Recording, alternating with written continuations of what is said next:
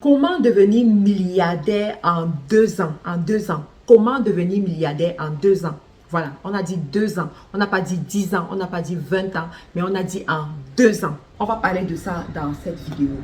Alors, bonjour à tous. Si jamais vous ne me connaissez pas, je m'appelle Marthe Karine. Je suis entrepreneur, je suis investisseur, je suis leader dans plusieurs associations. Et aujourd'hui, je vais répondre à une question qui m'a été posée dans une conférence où j'ai été. Et il y a quelqu'un qui m'a approché, qui m'a dit, Marthe Karine, je veux que tu me montres, je veux que tu me dises comment devenir milliardaire dans 2 ans. Alors, avant de répondre à cette question, avant de vous dire si c'est possible ou pas, je vais vous dire d'abord qu'est-ce que ça prend pour être un milliardaire. Vous connaissez plusieurs milliardaires autour de vous, les Aliko Dangote, les Tony Elumelu, les Oprah Winfrey, les Brian Tracy, en fait, toutes ces personnes que vous pouvez citer là, qui ont été confirmées comme des milliardaires, que ce soit par le magazine Forbes, que ce soit par d'autres magazines, ou bien par d'autres institutions. D'après mon observation, en côtoyant certaines personnes qui sont milliardaires ou bien qui tendent vers le milliard, je me suis rendu compte que, premièrement, pour être un milliardaire, il faut sortir du salariat. Ça veut dire quoi? Si tu es un salarié, tu ne peux pas aspirer au milliard. C'est très difficile. Tu peux gagner beaucoup d'argent. Il y a des salariés qui gagnent beaucoup d'argent, c'est vrai. Mais aspirer au milliard, ce sera très compliqué, c'est difficile. Généralement, les milliardaires, ce sont des entrepreneurs, ce sont des investisseurs. Ce sont ceux-là qui ont développé plusieurs sources de revenus. Pas seulement une seule source de revenus, mais plusieurs, dans plusieurs domaines différents. C'est sûr qu'il y a des domaines qui reviennent, d'accord? Il y a des domaines qui peuvent revenir, mais les milliardaires, généralement, ils ont investi beaucoup d'argent dans plusieurs domaines. Ça, c'est la première chose qu'il faut prendre en considération. La deuxième des choses, c'est quoi? C'est que les milliardaires, généralement, ils ont une vision claire et précise de ce qu'ils veulent de la vie. C'est très important. Ils savent exactement ce qu'ils veulent. Alors, si tu es quelqu'un qui tâtonne beaucoup, qui ne sait pas ce que tu veux, qui ne sait pas où tu vas, par exemple, nous sommes au début de l'année, tu ne sais pas ce que ton année 2023 va enfanter, il y a de fortes chances que tu ne sois jamais un milliardaire. Parce qu'on a une seule vie. Je vais vous raconter une petite histoire. Un jour, il y a l'industriel Pougala, Jean-Paul Pougala, pour ceux qui le connaissent, qui a donné des conseils aux jeunes. Et parmi l'un des conseils, il disait que lorsque vous êtes un jeune, vous avez fait les études d'ingénierie ou bien je ne sais pas quel genre d'études là, vous sortez de l'école. Quand vous sortez de l'école, la première chose que vous allez faire, ça va déterminer si vous serez riche ou pas dans la vie. Alors, si vous sortez de l'école et que vous décidez d'aller chercher un emploi et que vous cherchez la sécurité de l'emploi, cherchez à évoluer dans cet emploi-là, évoluer en grade dans cet emploi-là, selon lui, vous ne serez jamais un industriel qui deviendra riche de cette activité-là. Par contre, quand vous sortez de l'école et que directement, vous cherchez à créer quelque chose, à avoir votre entreprise, à vous frotter dans le marché de l'entrepreneuriat, à tomber, à vous relever, à tomber, à vous relever encore, il y a de fortes chances que vous deveniez riche. Et ça s'explique et c'est normal en fait. Pourquoi? Parce que quand vous regardez par exemple les grandes fortunes africaines, qui ont fait fortune dans les domaines comme l'agriculture, la construction et tout autre domaine que vous pouvez imaginer. Vous vous rendez compte que ce sont très souvent des illettrés, comme on aime souvent le dire. Des personnes qui n'ont pas fait des grandes études, mais qui savaient exactement où elles voulaient aller, qui savaient exactement ce qu'elles voulaient produire, qui savaient exactement ce que la vie devait leur apporter. Et ça te prend d'avoir une vision claire et précise. Moi, je suis quelqu'un, je lis beaucoup les histoires des grandes fortunes. Moi, j'ai lu l'histoire de Aliko Dangote. Aliko Dangote, c'est quelqu'un, il savait où il devait arriver. Il savait qu'il voulait être un industriel, construire. Il voulait devenir riche, en fait. Il le savait. Et il savait qu'il allait commencer par la commercialisation des produits de première nécessité. Il le savait. Il savait comment faire pour avoir une industrie. Il savait. Et il a suivi les étapes, étape et par étape, petit à petit, petit à petit. Et aujourd'hui, il fait partie des grandes fortunes africaines. La troisième des choses qu'il faut faire, que je vois les milliardaires faire, c'est que les milliardaires ne travaillent jamais seuls. Non, ils ne travaillent jamais seuls. Ce sont des personnes qui savent bien s'entourer. Ils connaissent ce qu'on appelle l'importance du capital humain. J'ai suivi un milliardaire un jour qui a dit qu'il préfère payer cher pour employer les gens qui sont plus intelligents que lui, que de se tuer à la tâche. J'ai suivi un autre qui a dit, dans ses équipes, il fait l'effort d'être la personne la moins qualifiée. La moins qualifiée. Ça veut dire quoi? Ils comprennent que le cerveau collectif est important. S'entourer des bonnes personnes, c'est important. Vous allez voir, ce sont des personnes que lorsqu'ils créent une entreprise, ils ne réfléchissent pas comment est-ce que c'est eux qui vont passer le temps à faire les tâches opérationnelles, les petites tâches opérationnelles. Non, lorsqu'ils créent une entreprise, ils vont sur la logique d'un système. Comment est-ce qu'ils vont recruter les personnes qui sont douées dans le domaine, qui vont faire le travail et qui vont donner les résultats tout simplement. C'est ça les milliardaires. C'est comme ça que les milliardaires réfléchissent. Et je vous assure que ça commence dès le départ. Si tu passes 5 ans dans ton entreprise à faire les mêmes tâches, il y a de fortes chances que tu ne connaisses pas le milliard au courant de ta vie. Si depuis 10 ans que tu as créé ton entreprise, c'est toujours toi qui réponds aux clients, c'est toujours toi qui discutes de tout avec les fournisseurs, c'est toujours toi qui gères la comptabilité, c'est toujours toi qui va rencontrer tous les partenaires, il y a de fortes chances que tu ne connaisses pas le milliard parce que le milliardaire connaît la valeur du temps. Il comprend que le temps vaut plus que de l'or parce que le temps qui est passé ne revient pas. Et il capitalise sur le temps des autres. Une journée n'a que 24 heures, mais la journée d'un milliardaire, c'est 24 heures multipliées fois 100. C'est 24 heures multipliées par 1000.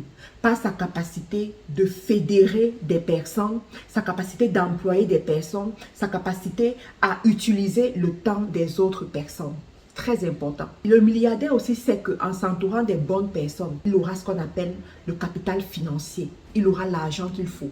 Vous savez, ce n'est pas seulement la banque qui donne l'argent aux gens. Oui, ce n'est pas seulement la banque qui va te donner le financement pour que tu boostes ton activité. Des fois, ce sont les relations, les personnes que tu as. On a vu des personnes qui ont commencé une activité avec même 50 000 francs. Et à un moment donné, il y a une connaissance qui leur a donné un 500 000 et ça a bousculé l'activité. Il y a une connaissance qui a injecté un 2 millions et ça a bousculé l'activité. Je connais une histoire d'une maman du village qui passait son temps à cultiver ses petites tomates dans son champ. Et un jour, son fils est venu sur île, il s'est rendu compte que mais ma mère ne me demande plus l'argent de l'huile, ne me demande plus l'argent du sel. Qu'est-ce qu'elle fait? Il s'est rendu compte que c'était sa petite tomate, la petite tomate que la maman cultivait. Il a dit à la maman que, bon, dis-moi, quand tu cultives la tomate comme ça et que tu la revends, combien tu revends la tomate? Il s'est rendu compte que sa mère faisait du 100%. Du 100%. Il a dit, tu sais ce qu'on va faire? Je vais te donner 500 000. Tu vas injecter et ensuite, tu vas me rembourser mes 500 000. Ce que sa mère a fait. Parce que la tomate, c'est une culture qui va vite, ça pousse vite en fait. Donc, rapidement, tu peux récupérer l'argent. Sa mère est à Melon, au Cameroun. Donc, sa mère a pris les 500 000, elle a injecté et elle est revenue le remettre les 500 000 jusqu'à mettre une bière dessus, comme on dit au Cameroun. Vous savez, et quand il a vu ça, il s'est dit, ça c'est quelque chose. Et chaque année, il injecte. Il sait que lorsqu'il va injecter, quand ça produit 100%, il se divise le bénéfice en deux, chacun a 50%. Je vous assure, le capital humain est très important quand tu dois aller loin dans la vie. C'est la raison pour laquelle, quand tu dois devenir riche, tu dois savoir discerner les bonnes relations, chérir ces bonnes relations et garder ces bonnes relations. Investir dans ces bonnes relations. Des fois même, le capital humain, c'est quoi? C'est l'association. Les bonnes personnes qui sont autour de toi, qui vont te dire qu'en ce moment, investis dans le bâtiment. En ce moment, achète les biens immobiliers ou bien achète les ciments, achète telle chose. Parce que la période où ce sera rare est en train d'arriver. Et si toi, tu as ce produit, tu pourras bénéficier, tu pourras vendre plus cher, tu pourras avoir ton argent. C'est le capital humain. C'est le capital humain. Les milliardaires, ils savent ça. Ils s'entourent des bonnes personnes. Et c'est comme ça qu'ils évoluent encore plus vite. L'autre chose que j'ai remarqué chez les milliardaires, c'est quoi? C'est que ce sont des personnes, plus ils avancent, plus ils parlent moins. Tu comprends ça? Plus ils avancent, plus ils parlent moins. Les vrais milliardaires, si tu te retrouves avec eux, s'ils ne te le disent pas, tu ne sauras pas. Ce sont des personnes qui ont appris le culte du secret. Le culte de plus écouter et de moins parler. Donc pendant qu'ils écoutent, ils analysent énormément. Ils comprennent même les non-dits. Je me rappelle, j'ai fait un voyage dernièrement aux États-Unis et pendant mon voyage, on était avec certaines femmes qui sont milliardaires, qui ont fait fortune dans la quincaillerie au Cameroun. Et il y a une expérience qui s'est passée avec l'une des femmes qui m'a dit telle personne, voilà les chiffres qu'elle peut faire. Voilà le nombre de personnes qu'elle peut employer. Je lui demande, mais comment tu sais, elle n'a pas dit ça. Elle dit, quand la personne parle, je peux discerner, je peux déterminer. Ça, c'est l'expérience qui fait ça. Mais elle-même, durant toute la conversation, elle n'avait pas dit un seul mot. Vous voyez, c'est ça les milliardaires. Les milliardaires écoutent beaucoup et parlent moins. Autre chose par rapport aux milliardaires, c'est quoi? C'est que ce sont des gens qui ont appris à devenir une personne totalement différente. Vraiment totalement différente. Ça veut dire quoi? Ils ont développé ce qu'on appelle le leadership. Et leur leadership les a amenés à savoir se transformer eux-mêmes, à être une meilleure personne, à être une personne qui apprend à amplifier ses qualités et à réduire ses défauts. Tous les milliardaires que j'ai rencontrés, ils ont cette qualité-là. À travers leur leadership, ils ont appris à bien garder ceux qui sont auprès d'eux. Ça te prend d'être un bon leader pour déterminer les jeunes talents. Discerner que voici un jeune talent. Entourer ce jeune talent comme il le faut. Et l'amener à produire le meilleur qu'il peut produire. Ça te prend d'être un bon leader pour le faire. J'ai aussi compris que le milliard n'est pas un achievement micro-ondes. Ce n'est pas un succès micro-ondes. Ça prend du temps. Je vais vous raconter l'histoire de Tony Elumelu. Parce que c'est à travers lui que j'ai compris que ça peut te prendre 20 ans, ça peut te prendre 30 ans pour atteindre le milliard. Tony Elumelu, c'est celui qui a la chaîne de banque UBA en Afrique et qui s'installe même de plus en plus dans les pays occidentaux comme je pense qu'ils sont en Angleterre, ils sont aux États-Unis, ils sont en train d'arriver au Canada aussi. Donc, Tony Elumelu, c'est quelqu'un qui n'était pas très fort à l'école. Ça veut dire quoi? Les meilleures notes, il n'avait pas ses meilleures notes. Cependant, il était travailleur. Tu vois, c'est quelqu'un qui allait faire extra mile. On va dire que le travail finit à 17h, mais lui, il va rester 17h30, 18h. Il va faire un peu plus. On va lui dire, tu dois avoir tel résultat, mais lui, il va aller chercher encore plus que ça. Alors, c'est comme ça qu'il est rentré dans les grandes banques, travailler avec des grandes banques. Et ses supérieurs se sont rendus compte qu'il avait des qualités particulières. 3 qualités particulières que Tony Elumelu lui-même, il a citées. Il était travailleur, il était énergétique et il était créatif. Ça, ce sont les 3 qualités de ceux qui font sauvagement de l'argent dans ce monde. Il était travailleur, il était énergétique et il était créatif. Donc, lorsqu'ils se sont rendus compte que, voilà, il a ces qualités, qu'est-ce qu'ils ont fait? Ils l'ont fait progresser. Ils l'ont fait progresser jusqu'à un niveau où lui-même, il avait amassé sauvagement d'argent. Il a racheté une banque, voilà, une institution financière qu'il a transformée à ce que c'est devenu UBA aujourd'hui. Mais vous savez quoi? Tout cela a commencé lorsqu'il avait 25 ans. Et c'est à 45 ans, entre 45 et 47 ans, que le magazine Forbes le déclare milliardaire. Le déclare milliardaire. Forbes dit que sa fortune est estimé à 700 millions de dollars. Vous voyez ça? 700 millions de dollars. Ça veut dire que ça lui a pris au moins 20 ans pour atteindre ce niveau. Je veux te dire que si tu aspires au milliard, alors ménage ta monture.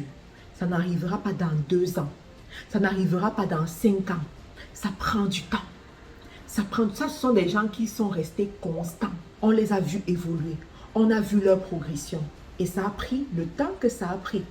Donc, si toi, tu ne sais pas trop si c'est le e-commerce, tu ne sais pas trop si c'est l'immobilier, tu ne sais pas trop si c'est la bourse, tu ne sais pas trop si c'est l'agriculture, tu ne sais pas trop, ça veut dire que tu n'as même pas encore commencé. Et comme tu n'as pas encore commencé, ça veut dire que donne-toi du temps. Ça va prendre du temps. Ça va prendre du temps. Les milliardaires sont patients. Les milliardaires ne poursuivent même pas le milliard. Ils poursuivent la transformation. Ils poursuivent le nombre. Ils veulent être... En fait, ils veulent que leur entreprise soit dans plus de pays, qu'ils servent le maximum de personnes. Et plus tu sers les gens, plus tu vas atteindre le milliard. D'accord? Donc, voilà ce que j'avais à vous partager par rapport à cette question qui m'a été posée. J'ai pris la peine de vraiment entrer dans les détails pour vous répondre dans cette vidéo. J'espère que ça va vous aider. Pour ceux qui ne sont pas encore abonnés, abonnez-vous. Abonnez-vous à la chaîne. Pour ceux-là qui veulent me contacter, qui veulent avoir un rendez-vous avec moi, regardez dans la description de la vidéo pour avoir toutes les informations par rapport au rendez-vous que vous pouvez avoir avec moi. Pour ceux-là qui veulent se former dans nos institutions, dans nos écoles, c'est possible. Nous avons des centres de formation au Cameroun, Douala, Yaoundé, à Libreville au Gabon, à Abidjan en Côte d'Ivoire. Et bien entendu, nous avons aussi des formations en ligne comme la formation e-commerce, les petites formations, la formation Amazon que vous pouvez avoir.